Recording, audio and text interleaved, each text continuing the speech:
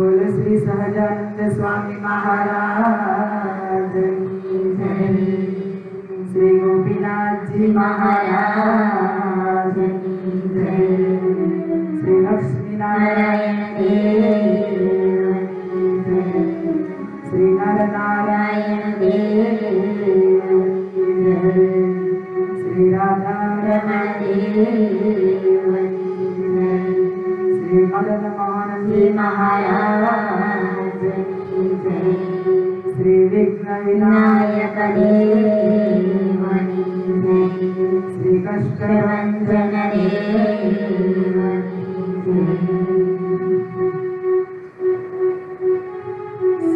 श्रूयतां देव देश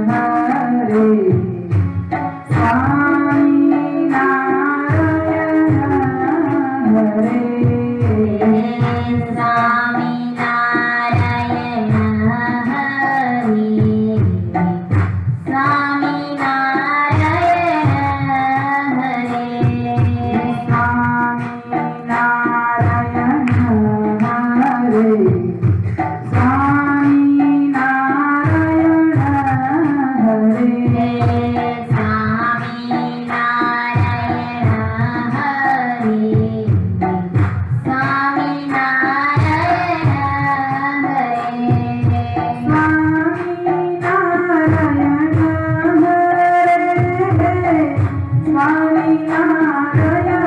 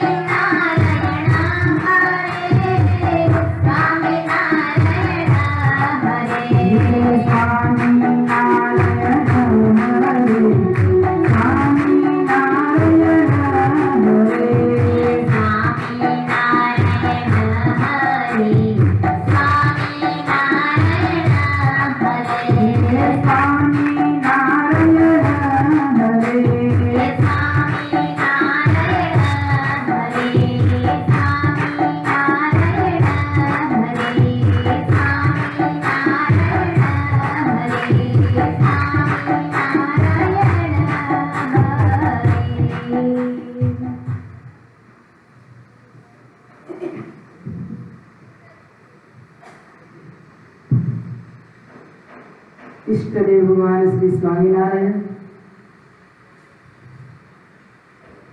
गढ़पुरपति गोपीनाथ जी महाराज तेमज श्रीनगरवासी नरनारायण देवनी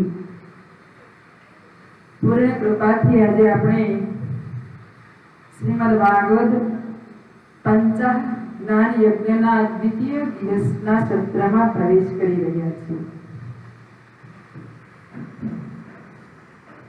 નૈમિષારણ્ય ક્ષેત્રમાં 88,000 ઋષિ મુનિઓ અને શૌનકાદિક ઋષિને શુદ્ધ પુરાણી ભાગવતજીનો મહિમા સંભળાવી રહ્યા છે। અને ભાગવતજીના મહિમાની કથા આપણે ગઈકાલે સાંભળી કે ભાગવતજીનો કેટલો અપરંપાર મહિમા છે।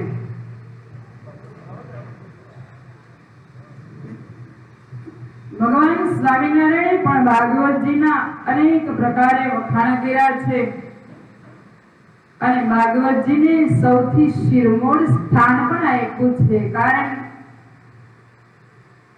કે ભાગવતજીની कथा एवी अमूल्य छे जे जीवात्मा जाने अजाणे। तुलसीदास जी रामायण में कह્યું ने ए मत प्रमाणे આપણે જોઈએ तो एक घड़ी आधी में पुनी आद तुलसी संगत संत की कटे कोटि अपराध। अजीवात्मा एक घड़ी एकनी अर्धी एक घड़ी એટલે 48 મિનિટ કહેવાય, એની અડધી એટલે 24 ને એના અડધી એટલે 12 મિનિટ કોઈ અજાણતાએ જો આ ભાગવતજીના પ્રસંગમાં આવી જાય ને તો એનું બેડું પાર થઈ જાય, એવી આ ભાગવતજીની કથા છે। સુત પુરાણીને શૌનક ઋષિએ કેટલા બધા પ્રશ્ન કર્યા क्या जीवात्मा अज्ञान की भरेलो छे, अविवेक की भरेलो छे अने जेना तेना संगमा आवी जेवान तेवा स्वभावे युक्त થઈ જાય, જેને શાસ્ત્રમાં આસુરી ભાવ યુક્ત કહેવામાં આવે છે, એ આસુરી ભાવમાંથી મુક્ત કેમ થવાય અને અવિવેક નાબૂદ કેમ થાય, જીવાત્માના જન્મોના અજ્ઞાન ટળીને ભસ્મ કેમ થાય। એ આદિ અનેક પ્રશ્નોના જવાબ આપતા આપતા છેલ્લો પ્રશ્ન એને એવું કીધું કે તમે ભાગવતજીનો આટલો બધો મહિમા કહો છો તો આ ભાગવતજીનું પ્રાગટ્ય કેવી રીતે થયું, એ કથા મને સંભળાવશો?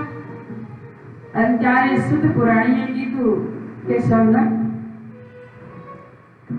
આ પૃથ્વીમાં अनेक ईश्वरोना अवतार थाय छे अने ये मात्र ने मात्र पृथ्वी उपरना रहेला जीवात्माने सुखी करवा अने आ लोकमांथी मुक्ति मेळववा माटे भगवान अवतार लईने आवे छे। पण एमां भगवान व्यास नारायण आवेला ने एणे जीवात्माना मोक्ष माटे अनेक ग्रंथोनुं सर्जन कर्युं।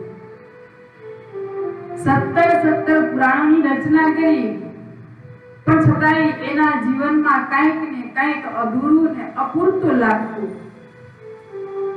એક દિવસ સરસ્વતી નદીના કિનારે સૌમ્યપ્રાસ નામનો એનો આશ્રમ હતો। નદીના કિનારે બેઠા પણ ઉદાસ ચહેરે અને એકદમ ઉદાસીનતા આખા મુખારવિંદ પર છવાયેલી અને મનમાં ભગવાનનું ચિંતન કરતા કરતા વિચાર કરે કે મેં જીવાત્માના કલ્યાણ માટે 17 પુરાણની રચના કરી, છતાંય હજી મને શાંતિ કેમ નથી? અને એવામાં નારદજીએ જોયું ત્યાં તો વ્યાસ ભગવાનને એકદમ ઉદાસ જોયેલા। નારદજી વિચાર કરે કે ભગવાન અને ભગવાનના સાધુ કોઈ ઉદાસ હોય નહીં, અને એ જ્યારે ઉદાસ હોય ને ત્યારે સમાજના કાંઈક પ્રશ્નને લઈને ઉદાસ હોય, કારણ કે સાધુ ને ભગવાન એવા વિરક્ત છે એને આ સંસારના કોઈ દુઃખ દુખી કરી શકતા નથી। નારદજીએ ભગવાન વ્યાસ નારાયણની પાસે આવી પ્રણામ કરી કીધું કે પ્રભુ आप तो कई बहुत मोटी चिंता में उतरी गया હોય એવું લાગે છે। તમે તો સ્વયં ઈશ્વરના અવતાર છો, તમને શેની ચિંતા છે? નારદજીને કહે છે કે નારદ, મને ખુદને ખબર નથી કે હું કેટલો બધો ઉદાસ છું અને શું કામ ઉદાસ છું. મેં જ્યારથી વિચાર કર્યો ત્યારથી આ જીવાત્માના કલ્યાણ માટે એક એક ગ્રંથનું સર્જન કરી અને 17 પુરાણ મેં રચ્યા, પણ છતાંય હજી મને કંઈક અધૂરું લાગે. આવું કેમ? અને ત્યારે નારદજીએ કીધું, પ્રભુ તમને ખોટું ન લાગે ને તો હું તમને એક વાત કહું. આ સંતો ને શાસ્ત્રો અને સત્સંગ એ ત્રણ વસ્તુ એવી છે ને કે આપણા જીવનમાં જ્યાં અવિવેક હોય, અજ્ઞાન હોય, તો એ આપણને શીખવાડે, સમજાવે કે વિવેક કેવો રાખવો. કોઈ માણસની સાથે વાત કરતા હોય ને તો એ વાત ઉપરથી આપણો પરિચય મળી જાય કે આ માણસમાં કેટલા ટકા બુદ્ધિ છે અને નથી. સ્વામિનારાયણ ભગવાન એવું કે કોઈ માણસનો આપણે પરિચય લેવો હોય ને એને 5 મિનિટ બોલવા દેવા. એ 5 મિનિટ ખાલી એ બોલશે ને ત્યાં એની વાણી ઉપરથી ખબર પડી જશે કે આ માણસ સજ્જન છે કે દુર્જન છે. શું કામ? સજ્જન માણસની વાણીના શબ્દો હંમેશા વિવેકથી ભરેલા હોય. દુર્જન માણસની વાણીમાં વિવેકનો એક પણ શબ્દ ન આવે, કારણ એ આખું જીવન જેમ ફાવે એમ બેફામ બની આવે. વિવેકની ભાષા કે વિવેકનું વર્તન એનામાં છાપોય ન હોય, શબ્દ ક્યાંથી આવે? આજ નારદજી વ્યાસ નારાયણને કહે છે, પ્રભુ હું તમને એક વાત કહું, કારણ તમે તો ઈશ્વર છો, ઈશ્વરના અવતાર છો. મોટા માણસોની આગળ વાત કરવું હોય ને તો પહેલા આપણે એના પ્રમાણમાં વિવેક લાવવો પડે. આપણા નમ્રતાના ગુણ હોય ને ત્યારે મોટા પુરુષોની સાથે આપણે વાત કરી શકીએ. નારદજી કે પ્રભુ તમે જે રચના કરી ને એ 17 પુરાણની રચના કરી, વાત સાચી છે, પણ કેવી કરી? આજ કળયુગના માણસોની આયુષ્ય એકદમ ટૂંકી, બુદ્ધિ એકદમ ટૂંકી. હવે અલ્પ આયુષ્યમાં, અલ્પ બુદ્ધિમાં આવડા મોટા ધર્મ ગ્રંથોનું ક્યારે વાંચન કરે, ક્યારે એ વિચાર કરે, ક્યારે એમાં બુદ્ધિ વાપરે અને ક્યારે એના જીવાત્માનું કલ્યાણ કરી શકે? તમે જે સર્જન કર્યું ને એ તો બહુ કાળ સુધી અભ્યાસ કરે ને ત્યારે એને મોક્ષનો માર્ગ મળે ને એવું તમે કહ્યું છે. માટે હવે તમે એવી રચના કરો કે જેમાં ભગવાનનું ધ્યાન, ભજન સહેજે સહેજે માણસને થોડા કાળમાં થાય અને સહેજે ભગવાનમાં વૃત્તિ ચોટી જાય એવા ગ્રંથનું રચન કરો. નારદજીને કહે કે નારદ એવું તે મારે શું કરવું? નારદ કે પ્રભુ તમે ભગવાન છો, મારે તમને કહેવાય નહીં, પણ જ્યાં આ જીવાત્મા છે ને જ્યાં સુધી ભગવાનના ચરિત્રો સાંભળે નહીં, ભગવાનના ચરિત્રો એ મનન કરે નહીં, ભગવાનના ચરિત્રોમાં મન લાગે નહીં, ત્યાં સુધી એનું મન સ્થિર થાય નહીં. માટે તમે ભગવાનના ચરિત્રોથી ભરેલો કંઈક ગ્રંથ હોય ને એવી રચના કરો જેમાં ભગવાને સહેજે સહેજે આ લોકમાં આવીને લીલા કરી હોય અને આપણા માટે અનેક ઉપદેશો આપ્યા હોય, આપણા માટે ભગવાને અનેક કાર્યો કર્યા હોય ને એવા ગ્રંથનું તમે સર્જન કરો ને તો સહેજે સહેજે જીવાત્માનું મન એમાં ચોટી જાય. અને ભગવાનના ચરિત્રમાં જેવી શાંતિ છે ને એવી આ દુનિયાના પેટાળમાં ક્યાંય શાંતિ નથી. માટે તમે ભગવાનના ચરિત્રોની રચના કરો. નારદજી કે પ્રભુ તમને કદાચ મનાય ન મનાય, પણ હું તમને મારી વાત કહું કે હું બહુ નાનો હતો, 5 વર્ષની મારી ઉંમર હતી. મારી માં બહુ ગરીબ સ્થિતિમાં જીવન જીવતી. મારા પિતાશ્રી મારા જન્મતાની સાથે મૃત્યુ પામેલા અને એમ કરતા કરતા સમય ગયો ને ત્યાં એક દિવસ અચાનક અમારા ગામમાં સંતો આવ્યા અને સંતોએ ચોરામાં ઉતારો કરેલો, પણ એ વખતે બરોબર ચાતુર્માસ ચાલતો હતો અને ચાતુર્માસમાં સંતો ત્યાં નિવાસ કરીને રહ્યા. પણ રોજ એવી ભગવાનની કથા કરે ને, ભગવાનના ચરિત્રોની વાતો કરે ને વાતો કરીને પછી જ્યારે સત્સંગ પૂરો થાય ને એટલે છેલ્લે પ્રસાદી આપે. પણ મને જાજી કઈ ખબર પડે નહીં. એ સંતો સત્સંગ કરીને જ્યારે છેલ્લે પ્રસાદ વેચે ને એટલે પ્રસાદના લોભે હું રોજ સત્સંગમાં જાઉં. એમ કરતા કરતા 4 માસ પૂર્ણ થયા અને સંતો વિદાય લેવાના થયા. એટલે સંતોના મુખેથી જે સત્સંગ સાંભળ્યો ને એ સત્સંગમાં મારું મન એટલું લાગી ગયું ને કે મને એ સંતોની સાથે જવાનું મન થયું. મેં કીધું કે મારે તમારી સાથે આવું, પણ સંતોએ કીધું કે જો બેટા તું નાનો છે, તારી માને તો એક જ આધારરૂપ છે અને તારી માં વિધવા છે, તારા સહારે જીવન જીવે છે અને બિચારી કેટલાયના ઘરકામ કરી અને તારું ગુજરાન કરે છે, તો તારે એને છોડી અમારી સાથે ન હોય. માટે એક કામ કર, જ્યાં સુધી તારી માં છે ને ત્યાં સુધી તું એમની સાથે રહે. આટલું કહીને સંતો જતા રહ્યા. નારદજી વિચાર કરે. નારદજી કે પ્રભુ બહુ નાનો હતો, મારી માં એકલી અને એને ઘરના કામ કરી દાસીપણાના કામ કરી મારું ગુજરાન કરાવે અને એમ કરતા કરતા એક દિવસ અચાનક ગાય દોવા ગઈ અને સર્પે દંશ કર્યો. મારી માતા મૃત્યુ પામી. પછી મને એમ થયું કે ઈશ્વરની જેવી ઈચ્છા, માનો અંતિમ સંસ્કાર કરી અને હું સંસાર છોડી જંગલમાં ચાલ્યો. મને બીજી કોઈ ખબર નહીં, પણ જંગલમાં જઈ અને એક વટવૃક્ષની નીચે ઉભો રહી સંતોએ જેવા મને ચરિત્રોની વાતો કરેલી ને એ બધી વાતો યાદ કરી ભગવાનના સ્વરૂપનું જે વર્ણન કર્યું હતું ને એ સ્વરૂપને ધ્યાન કરી અને ભગવાનને યાદ કરી નામ સ્મરણ કરું.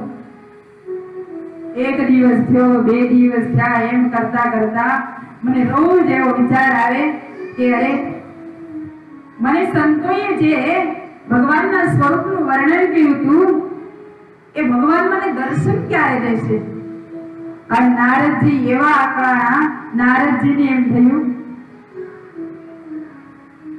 કે સંતો એમ કહેતા કે આપણે સાચા દિલથી અને સાચા ભાવથી જો ભગવાનને યાદ કરીએ ને તો ભગવાન આપણને ચોક્કસ દર્શન આપે.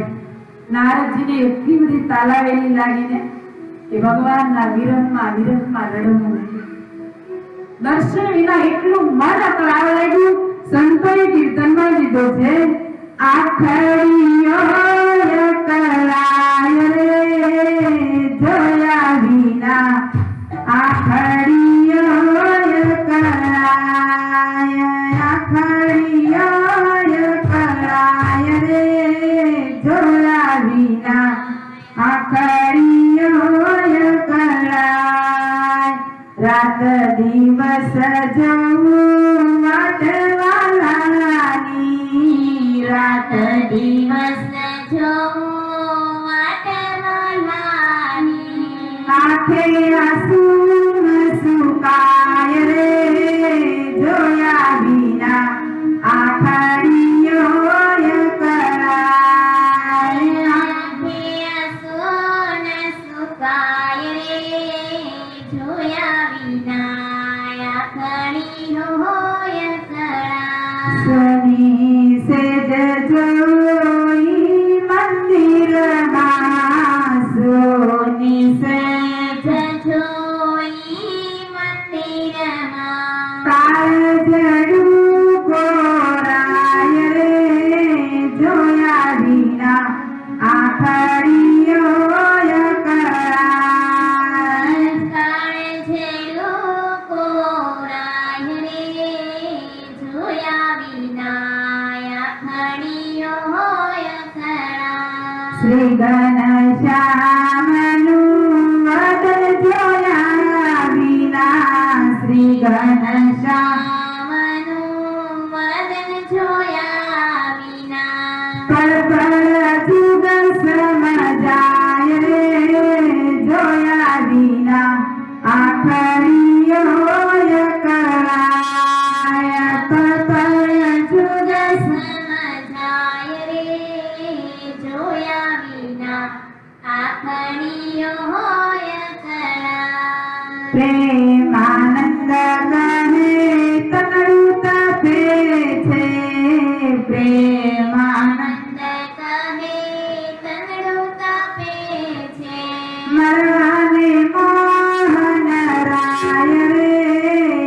જોયા વિના આખડીઓ કરાય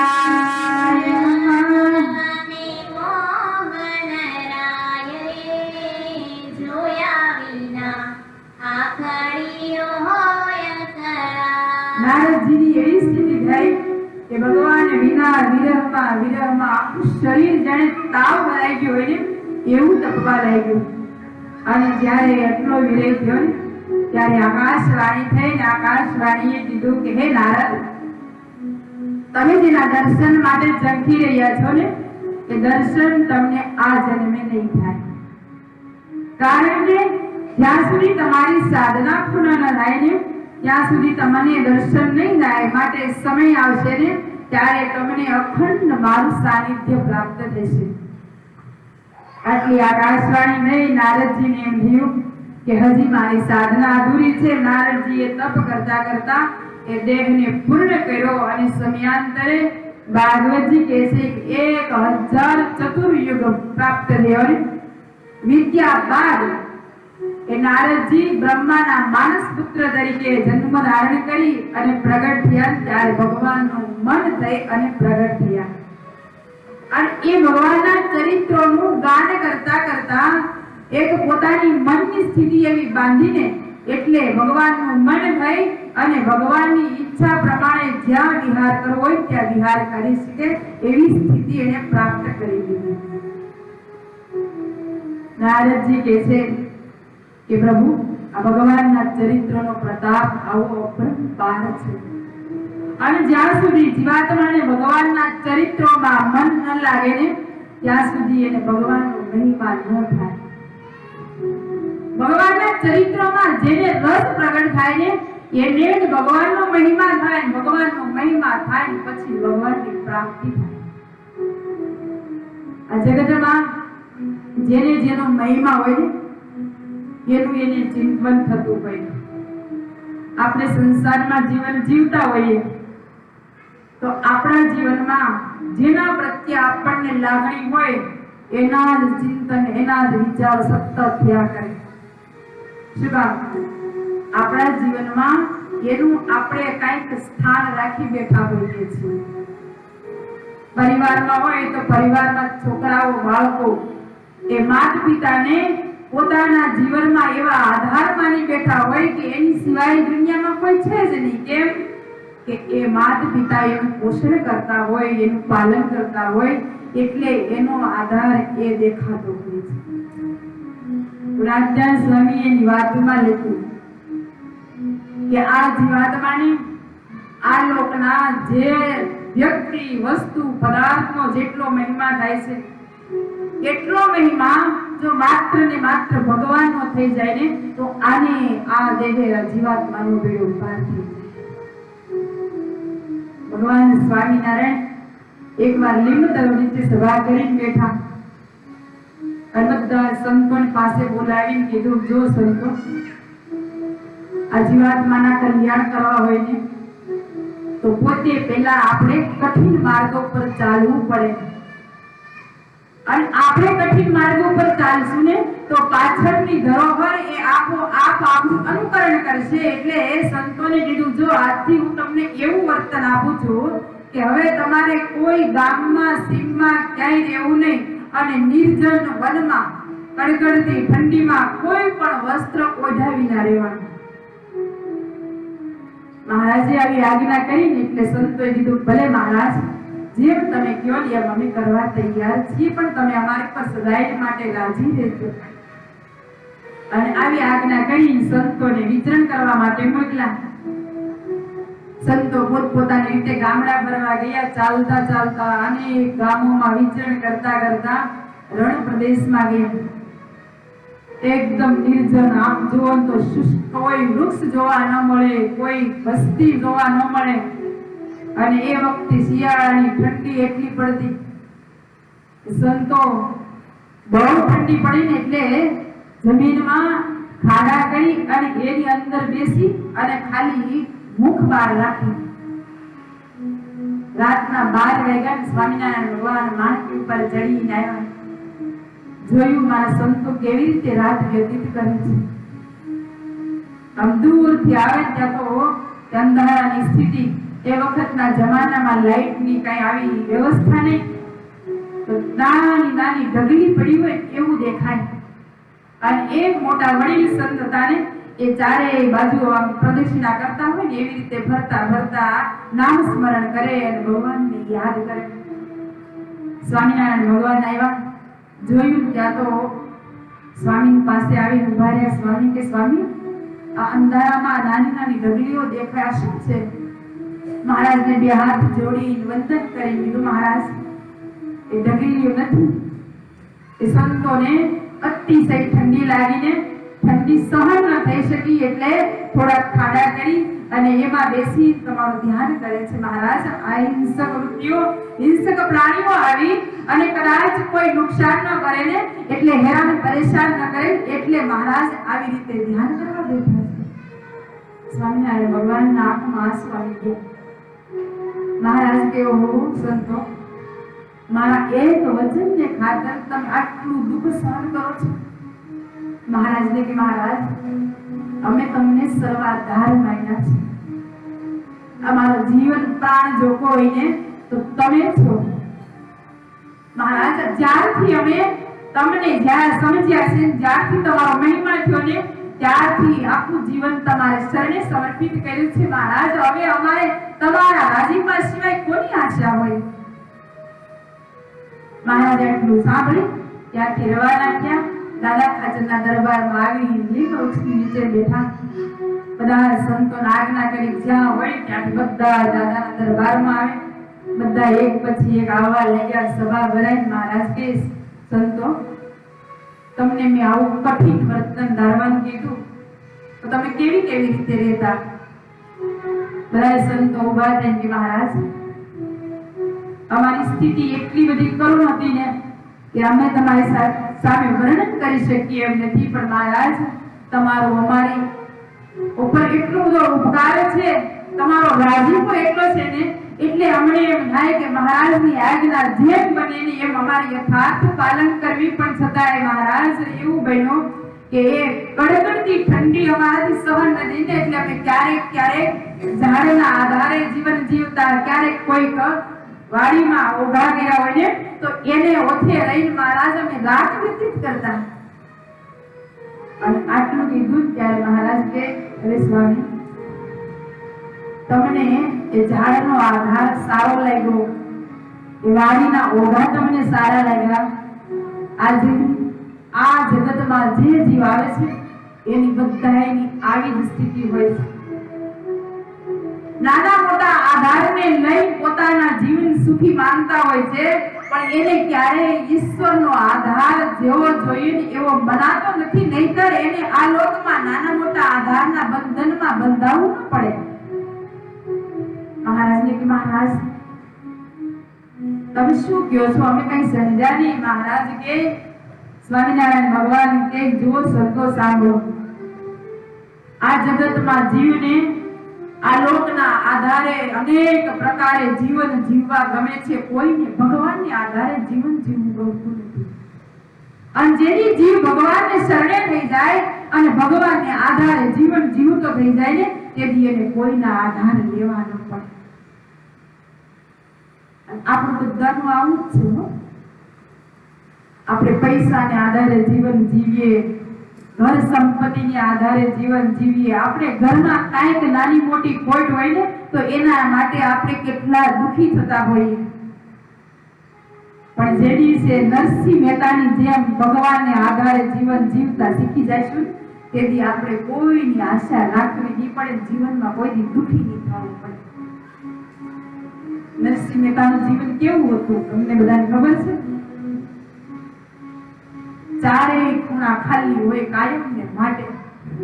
એક મુઠ્ઠી અનાજ એને પોતાના પેટ ભરવા માટે નહોતું મળતું. પણ કોઈ દિવસ એના જીવન ચરિત્ર તમે વાંચજો, એની જીવન ગાથામાં એક પણ શબ્દ એવો નહીં મળે કે ભગવાનની આગળ માગણી કરી હોય, પ્રભુ તું મને કાંઈક તો દે. અને એ સંસારી હતા. એના જીવનમાં અનેક પ્રસંગો આવ્યા હતા, પણ એક પ્રસંગમાં એને ભગવાનને એવું નહોતું કીધું, પ્રભુ તમે મારો આ પ્રસંગ ઉકલી આપો.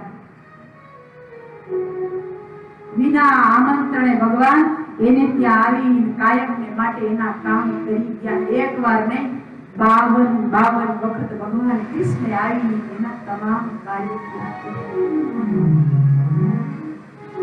ભગવાનની શરણાગતિ કેટલું કામ કરે ને એ હજી આપણને ભગવાનનો મહિમા સમજાયો નથી ને એટલે એની કિંમત નથી. જેથી ભગવાનને શરણે લઈ જાય ને તેથી આ દુનિયાનો બાદશાહ બની જાય ને એવી ભગવાન આ જીવની ઉપર કૃપા કરેલો છે. આ ભગવાનની કથા સાંભળવાનો મોટો લાભ એ છે કે આપણું જીવન જેમ બને એમ ભગવાનને શરણે સમર્પિત કરવું.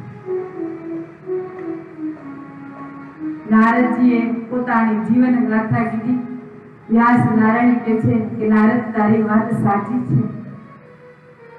તો હવે હું ભગવાન કૃષ્ણ આ લોકમાં જે આવી અનેક ચરિત્રો કરી ગયા ને એ ચરિત્રોથી સભર જે ગ્રંથ થાય ને એની હું રચના કરું. અને વ્યાસ નારાયણે ભાગવતજી ગ્રંથની રચના કરી. પણ રચના થયા પછી વ્યાસ નારાયણે વિચાર આવ્યો કે આ રચના થઈ તો ગઈ, ગ્રંથ તૈયાર થઈ ગયો, પણ આ ગ્રંથને મારે કોને પાત્ર બનાવવો અને કોને મારે એ પાત્ર બનાવી પીરસો.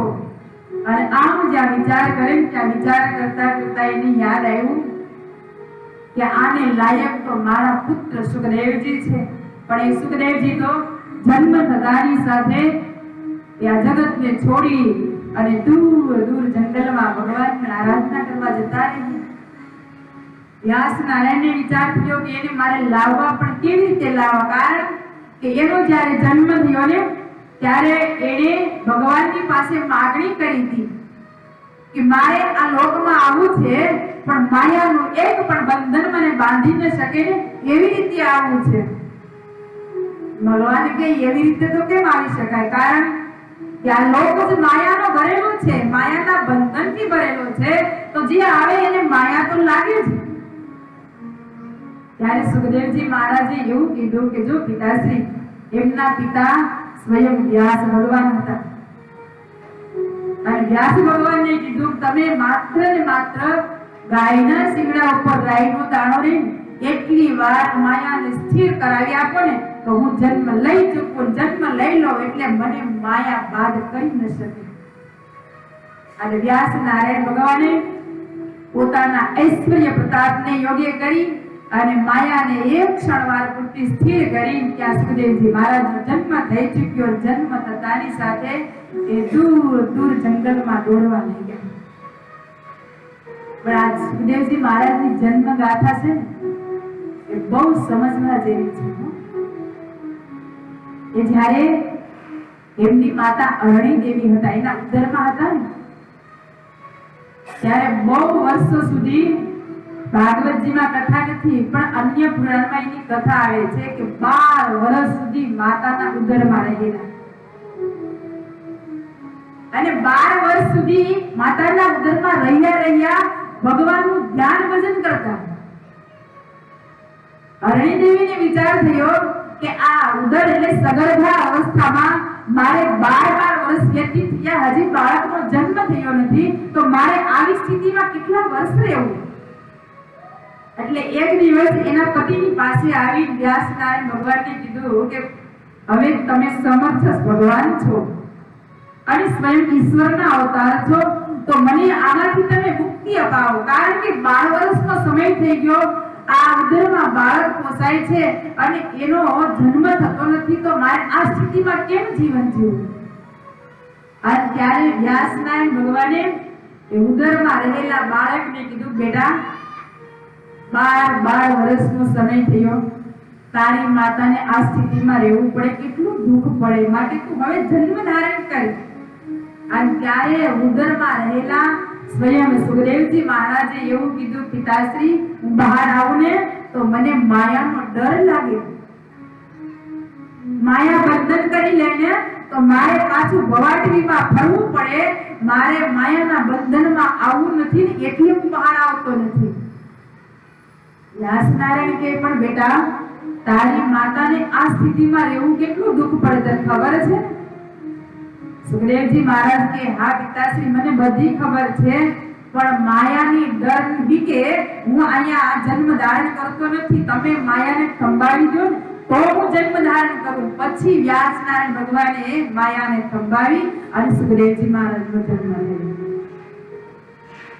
અને એ સુખદેવજી મહારાજની સાથે આ સૃષ્ટિમાં જેટલા જીવાત્મા જન્મ્યા ને એ બધાય વિરક્ત થઈ ગયા, માયાના બંધનથી મુક્ત થઈ ગયા અને એ 9 લાખ યોગી થયા. અને એ સ્વામિનારાયણ ભગવાન જ્યારે નવલખા પર્વત ઉપર ગયા ને એ ત્યારે 9 લાખ યોગીને એક સ્વરૂપ ધારણ કરી અને 9 લાખ રૂપે મળીને એની ઈચ્છા પૂર્ણ કરી.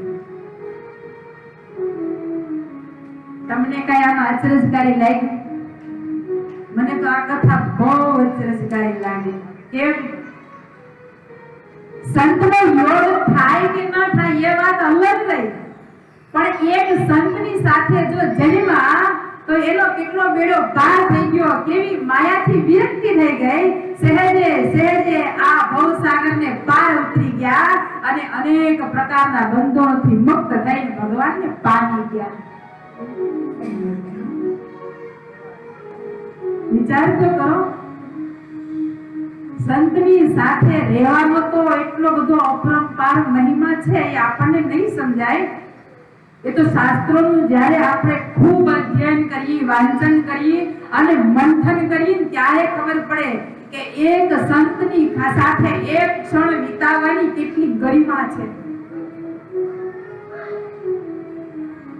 અને આ જે સુખદેવજી મહારાજ છે ને એ 12 વર્ષના થયા અને જતા રહ્યા. પણ વ્યાસ નારાયણને વિચાર આવ્યો કે સુખદેવજી તો અખંડ ભગવાનનું ધ્યાન ભજન કરે છે, ભગવાનના સ્વરૂપમાં સદાયને માટે રમ્યા કરે છે, એટલે ભગવાનના કાંઈક એવા શ્લોક જો એના કાને સંભળાય ને તો એ પાછા ખેંચાઈને આવે. એટલે વ્યાસ નારાયણ ભગવાને પોતાના શિષ્યોને પોતાના ભાગવતજીના શ્લોક શીખવાડ્યા.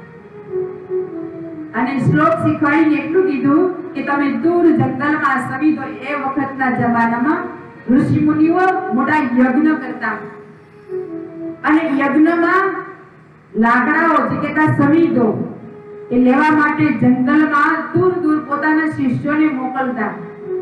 અને લેવા માટે જાય ને તો વ્યાસ ભગવાને એવું કીધું કે તમારે આ શ્લોક છે ને એનું મોટા સ્વરે ગાન કરવું.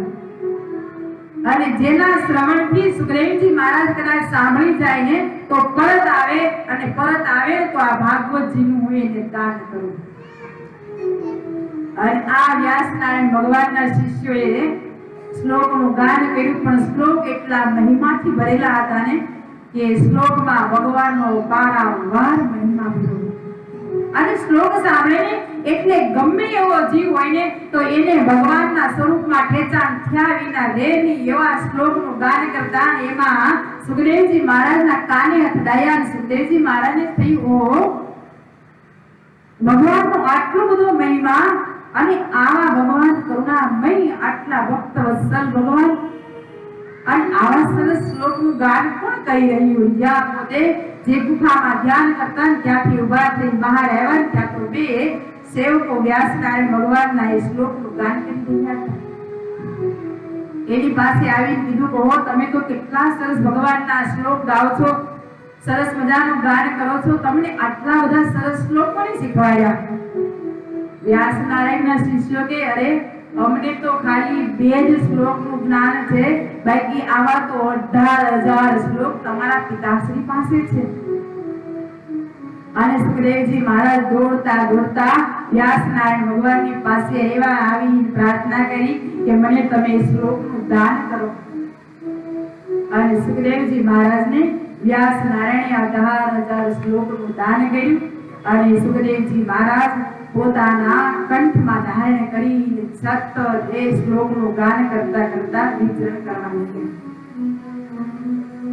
પણ શૌનક ઋષિએ સુત પુરાણીને બીજો પ્રશ્ન એવો કરેલો કે હે સુતજી, તમે એવું કહેતા કે પરીક્ષિત મહારાજે 7 દિવસ સુધી આ ભાગવતજીની કથા ગંગાજીના કિનારે એક આસને બેસી અને અન્નજળનો ત્યાગ કરી સાંભળે છે, અને એ તો સ્વયં ધર્મરાજાના દીકરા હતા. અને એને કોઈ ઋષિનો શ્રાપ થયો એવી તમે મને વાત કહેલી, તો પરીક્ષિતને શા કારણે શ્રાપ થયો અને એને શું કામ એક આસને ભાગવત સાંભળવું પડ્યું, એ પરીક્ષિતના જન્મની કથા મને તમે સંભળાવો. શુદ્ધ પુરાણી કહે છે, હે શૌનક, એ પરીક્ષિતના જન્મની કથા હું તને સંભળાવું, પણ એ પહેલા આપણે 5 મિનિટ ભગવાનના નામનું સંકીર્તન કરી અને પછી પરીક્ષિતના જન્મની કથા સાંભળીશું. ત્યાં સુધી ભગવાનના નામનું સંકીર્તન.